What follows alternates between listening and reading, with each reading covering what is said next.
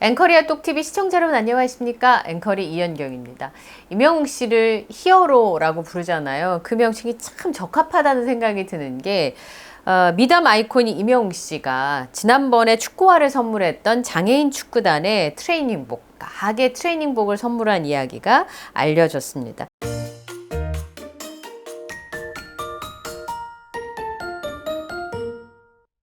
오늘 영상을 시작하기 전에 구독자 여러분께 알려드릴 말씀이 있습니다. 저희가 여름 내내 진짜 열심히 건강 채널을 만들었는데요. 이게 해킹인지 심각한 오류인지 갑자기 계정이 사라져 버렸습니다. 그래서 저희가 다각도로 원인이 무엇인지 알아보고 있는데요. 지금 복구가 쉽지 않아서 저희가 부득이하게 어쩔 수 없이 새로운 계정으로 다시 런칭을 하게 됐습니다. 저희 구독자분들 그리고 시청자분들께서 구독, 좋아요, 알림 설정을 많이 해주셔서 너무 감사드렸는데 진짜 속상하고요. 안타까운 마음입니다. 그래서 저희가 새롭게 다시 건강 채널을 런칭하게 될 텐데요. 거기에도 응원과 관심을 다시 한번 부탁드리겠습니다.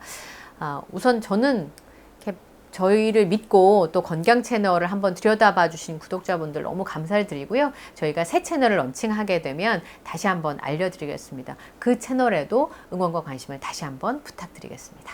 오늘 뉴스 시작하겠습니다. 임영웅 씨를 이제 미담의 아이콘이라고 부르는데요. 최근에 부산 뇌병변 축구대표팀 선수들에게 하계 트레이닝복을 선물했다는 소식이 뉴스로 나왔습니다. 임영웅 씨의 백골부대 전우죠. 그리고 친구인 김동은 부산장애인 축구협회 이사 겸 부산 뇌성마비 축구팀 코치 분이 지난번에 팬카페에 글을 올리셨잖아요.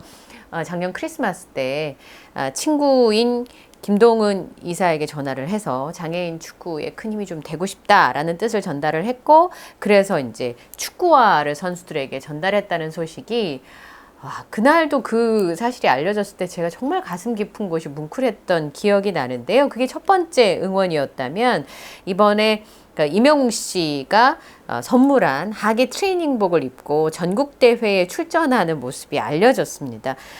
그때 축구화만 선물한 게 아니었잖아요. 봄에 선수들에게 응원 사인까지 손수 보내서 응원을 했고, 임영웅 씨 응원에 힘입어서 이 축구선수 대표팀이 본주컵 전국 뇌성마비인 축구대회 우승을 차지했던 기억이 납니다. 이번에도 또 장애인 축구단에게 트레이닝복을 선물한 임영웅 씨 소식이 알려지면서 최근에 스타들을 바라보는 시선들이 되게 많이 달라졌습니다. 지난번에 이미훈 평론가 이야기도 전해드렸습니다만, 내가 못하는 일탈을 저 스타가 하는 것에 열광하던 시절도 있었다면, 최근에는 사회의 모범이 되고 내 마음을 따뜻하게 해주고 나의 갈 길을 밝혀주는 스타를 기대하는 심리들이 있는데, 거기에 딱 맞는 사람이 바로 임영웅 씨란 얘기를 해주셨는데, 오늘도 미담의 아이콘 임영웅 씨 소식을 전해드리도록 하겠습니다. 저희 독자분들이 남겨주시는 댓글을 통해서 제가 무릎을 탁 치는 순간이 있는데요. 예전에 이 MC 휘가 오셔서 얘기해 주셨을 때도 그렇고, 궤도님께서 출연하셔서 임영웅 씨 얘기를 해주셨을 때도 다들 다른 분들의 입을 통해서 임영웅 씨 칭찬 혹은 임영웅 씨의 평가를 듣는 게 너무 행복하다는 분들이 있으셨어요. 팬들은 임영웅 씨의 진가를 잘 알고 있지만 임영웅 씨의 진가에 대해서 다른 사람들이 이야기해 주는 걸 들었을 때 이런 마음이 든대요. 내 자녀가 밖에 나가서 칭찬받는 것만큼이나 기분이 좋다고 말씀을 하셨었는데요. 이번에 JTBC 주말 뉴설에 임영웅 씨와 영웅시대가 이슈로 잡혔습니다. 그래서 음악평론가인 김영대 평론가가 나와서 임영웅 씨와 영웅시대에 대해서 정말 깊이 이해하고 있구나라고 느낄 만한 대목들을 많이 이야기를 해줘서요. 팬들이 느끼시기에는 참 맞다, 그 말 참 맞다 하시는 분들이 많이 있으셨을 것 같습니다. 근데 저는 김영대 음악평론가를 좀 주목을 했던 게, 우리나라의 시사평론가들도 세대별의 차이가 좀 있거든요.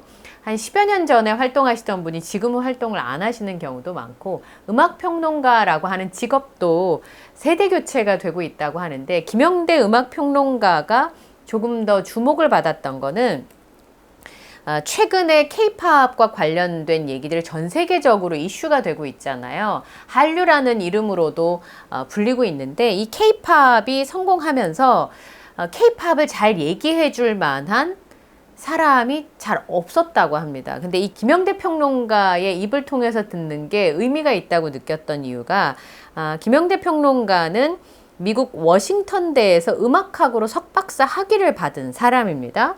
그리고 10여 년 동안 미국에 살고 있었고요. 거기에 머물면서 해외 팝 시장의 동향을 한국에 전달을 하고 또 역으로 한국의 대중음악에 대해서 미국 시장에 알리는 역할을 해왔던 그런 분이고 한국의 대중음악 관련된 박사 논문을 마치고 지금 귀국을 해서 우리나라에서도 활동을 하고 있는데요. K-팝이 굉장히 많이 부상을 했습니다만 연일 해외에서 이런 그 뉴스들이 쏟아질 때 K-팝에 대해서 정확하게 얘기해 줄 만한 전문가가 해외에서 활동하고 있지 않았다라고 하는 겁니다. 김영대 평론가가 뉴욕 매거진 벌처나 음악 채널인 MTV가 등장했을 때 어마어마한 이슈였는데 이 MTV의 공식 계정 등으로 영문으로 음악 칼럼을 게재를 했던 거죠. 그러니까 우리나라 뮤지션에 대해서 가장 잘 알고 있으면서 해외의 동향도 잘 파악하고 있고 그들의 시스템도 이해하고 있는 음악 평론가가 김영대 평론가인데 해외에서 활동하고 있는 한국 음악 평론가가 거의 없습니다. 전문적인 평론이 굉장히 부족한 상황에서 김영대 평론가가 활동을 했기 때문에 K-팝을 좋아하시는 분들에게는 이 김영대 음악평론가란 이름이 낯설지 않을 겁니다. 그래서 저는 뉴썰이라고 하는 영상 안에 3개의 챕터로 임영웅 씨의 음악에 대한 이야기, 그리고 영웅시대에 대한 이야기, 그리고 세계 속의 임영웅 씨에 대한 이야기가 나왔을 때 김영대 평론가의 마지막 키워드가 너무 와닿는 거예요. 해외 음악 시장을 경험해 본 사람이잖아요. 거기서 공부를 했고. 그러니까 임영웅 씨의 가능성을 얘기했을 때 가장 현실적이면서도 가장 가능성 있는 얘기가 아니었을까. 저는 이제 나름 그렇게 판단을 했습니다. 이번에 뉴썰 트로트 팬덤의 진화를 보여주는 가수 임영웅과 영웅시대에 대한 JTBC 뉴스의 이 뉴썰 영상을 보면서 저는 몇 가지 느낀 점이 있어서 오늘 저희 독자분들과 함께 그 얘기를 좀 나누려고 하는데요. 임영웅 씨와 이 뉴썰에서 첫 번째 다룬 게 그 트로트 플러스 발라드였잖아요. 이 부분에 대해서 김영대 음악평론가가 굉장히 분명하게 이야기를 해줬습니다. 임영웅 씨와 관련돼서 임영웅 씨를 떠올리면 젊은 세대들이 트로트라고 하는 키워드 때문에 아예 접근 자체를 하지 않는 부분들도 있는데 임영웅 씨의 정체성에 대해서 이렇게 설명을 했습니다. 보통은요, 어떤 장르가 있으면 그 장르의 유명한 아티스트를 보통 기억을 하게 되는데 임영웅 씨는 그렇게 설명할 수 없다고 얘기를 하는데요. 트롯 프로그램에서, 그러니까 트롯 예능에서 임영웅 씨가 진을 차지했기 때문에 많은 분들이 트로트 장르라고 하는 걸 떠올릴 수도 있다.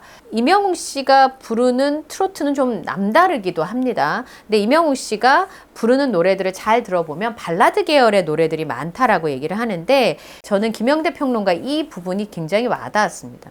임영웅 씨를 트로트란 장르만으로 얘기할 수가 없는 게 트로트란 장르가 가요계에서 차지하는 비중은 그렇게 크지 않다는 거죠. 그런데 반대로 가요계에서 임영웅 씨가 차지하는 비중이 훨씬 더 크다는 겁니다. 트로트의 비중보다. 그렇다면 임영웅 씨가 하는 장르 중에 하나가 트로트일 뿐이지 임영웅 씨를 트로트 가수라고 부르는 것, 또 임영웅 씨가 하는 음악을 트로트라는 장르로 한정시키는 건 옳지 않다라는 얘기를 많이 하게 되는데요.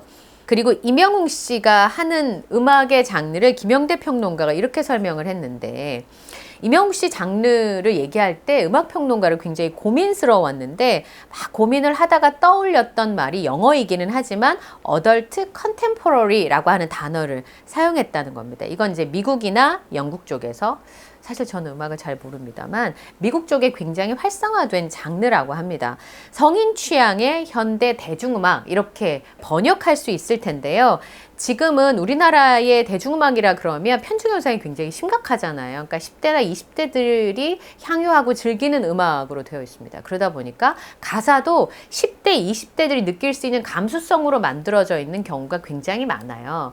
그런데 10대, 20대의 감정과 30대, 40대, 50대, 60대, 70대, 80대, 90대 이후의 연령에서 느끼는 감정들이 굉장히 다를 수 있는데 어른 취향에 좀 더 고급스럽고 좀 더 어른스러운 연배가 있는 사람들도 편안하게 들을 수 있는 그런 음악을 어덜트 컨템포러리라고 설명했습니다. 좀 더 자세하게 설명을 했는데요. 성숙한 감정을 드러내는 음악이라고 얘기했어요. 김영대 평론가가. 그런데 성숙한 감정을 표현하는 사람들이 꼭 나이가 많아야 되는 건 아니라는 거죠. 그 노래를 부르는 사람이. 임영웅 씨는 젊지만 심지어 어리지만 그런 성숙한 감정을 표현할 수 있는 어른스러운 음악을 하는 아티스트라고 하는 겁니다. 성숙한 감수성이란 말이 굉장히 와닿던데요. 성숙한 감수성을 음악에 녹여내면서 한국의 어덜트 컨템포러리 가수로서 가장 대표적인 가수로 꼽을 수 있다는 겁니다. 그리고 심지어는 최근에 발표됐던 폴라로이드나 런던보이 같은 음악을 들어보면 락 음악 스타일까지 섭렵하는 다재다능한 가수다 라고 규정을 했습니다. 심지어 임영웅 씨가 부르는 음악은 굉장히 고급스럽고 좀 더 어른스럽다고 김영대 음악평론가가 설명했는데 저는 그 말이 참 맞는 것 같아요. 고급스럽고 또 좀 절제된 감정들을 표현할 수 있는 아티스트가 필요한데 그런 걸 보여줄 수 있는 가수가 없었어요. 그런데 어느 날 갑자기 나타난 사람이 임영웅 씨고, 그리고 실제로 임영웅 씨가 음악은 굉장히 절제되고 어른스러운 음악을 하지만 컨텐츠를 보면 팬 서비스가 아주 친절하다고 얘기했어요. 이 단어 참 좋습니다. 팬 서비스가 아주 친절하고 실제로 컨텐츠에 보면 굉장히 재미있는 그런 매력까지 가지고 있기 때문에 이미훈 음악평론가도 이 부분에 동의를 했었거든요. 임영웅 씨가 무대에서 모습은 굉장히 성숙하고 절제된 그런 감정을 보여주면서도 또 반대로 잔망미 넘치는 그런 모습이 있기 때문에 팬들의 입장에서는 좋아하지 않을래야 좋아하지 않을 수 없는 그런 가수인 거죠. 그리고 전 연령대에서 인기가 많은 아티스트를 국민가수라고 부른다면 가장 가까운 사람은 임영웅 씨다 라고 얘기를 했습니다. 김영대 평론가가 이제 영웅시대 얘기를 하면서 팬클럽에 대한 얘기들도 했는데요. 최근에 임영웅 씨와 영웅시대의 그 선한 영향력이 전방위적으로 뉴스가 되고 있잖아요. 그런데 김영대 음악평론가가 얘기했던 부분 중에 영웅시대를 단지 그 온라인상의 팬카페로 한정하면 안 된다. 훨씬 더 많은 사람이 임영웅 씨의 팬으로 존재한다. 그걸 확인할 수 있는 게 브랜드 파워에서도 알 수 있고, 또 K-팝 쪽에서 시상식을 하다 보면 딱 그 K-팝 시상식 가보면 아이돌인데 혼자 남자 솔로 임영웅 씨만 거기에 우뚝 서 있는 모습을 볼 수가 있다는 겁니다.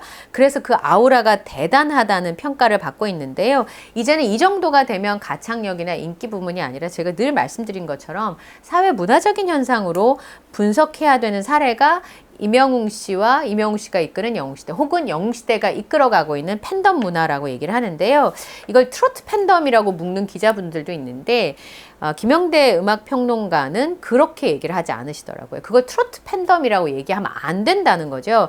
왜냐하면 임영웅 씨를 좋아했던 분들이 그러면 트로트 다른 음악도 좋아해야 되는데 임영웅이란 사람이 좋고 그가 하는 음악이 좋기 때문에 임영웅 씨가 하는 장르가 그게 힙합이라도 그게 발라드라도 그게 혹 트로트라도 받아들일 수 있는 분들이 임영웅 씨 팬덤이기 때문에 그걸 트로트 팬덤이라고 한정짓는 건 착각일 수 있다 라고 설명했습니다. 여기서 저는 굉장히 임영웅 씨에 대해서 명확하게 인지를 했다라는 생각이 들었던 게 사람을 먼저 좋아하고 그의 음악성을 좋아하기 때문에 그의 음악이 무엇이든지 간에 신뢰감 있게 따라갈 수 있다라는 거지 트로트란 장르를 좋아해서 임영웅 씨를 좋아한 게 아니라는 거죠. 그러니까 트로트 팬덤이라고 얘기하면 안 된다는 겁니다. 또 임영웅 씨가 빌보드에서 글로벌 순위에서 174위를 기록한 부분을 가지고 이제 세계 진출의 가능성에 대한 질문을 했었는데요. 저는 여기서부터 좀 주목해서 보고 싶은 마음들이 있었습니다. 임영웅 씨 음악은 아이돌 음악이 아니잖아요. 그러면 아이돌 음악이 전부라고 생각하는 K-팝 시장에서